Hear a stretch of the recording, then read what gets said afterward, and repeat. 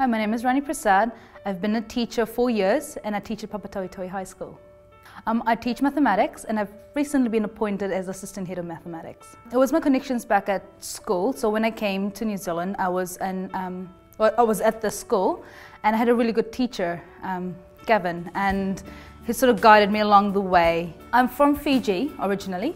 Moved here when I was 16, so did my 6th and 7th form, or year 12 and 13 over here. And Gavin was a teacher at this school. He was my year 13 stats teacher. The things I've learned from him, it's just been great. It was just the way he taught. Things just made more sense. Things were just simpler.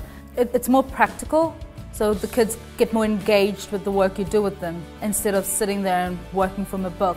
Let's just go outside and do a little walk around and see what you get out of it. Relating it to math, obviously. Picking up on his teaching style in terms of making it more practical, making sure that you relate it also to something, an interest of the child. Gavin is overseas at the moment. We keep in touch and he's there as my mentor still. I mean, if I need help, he's there to help me and guide me through any of the little situations that I might come across. I know that I've got that support, and if I need anything, I can count on him to help me with it. And that's what I've picked up from Gavin's style of teaching, that if you want kids to learn, you've got to make connections. And the best way to make connections is to get to know your student. Once you know them, then everything's a walk in the park. Last year when I had all my year 10s, there was a student in their class that was really motivated. However, he wasn't sure where he was going to go with it. So I was like, well, why don't you do level 1?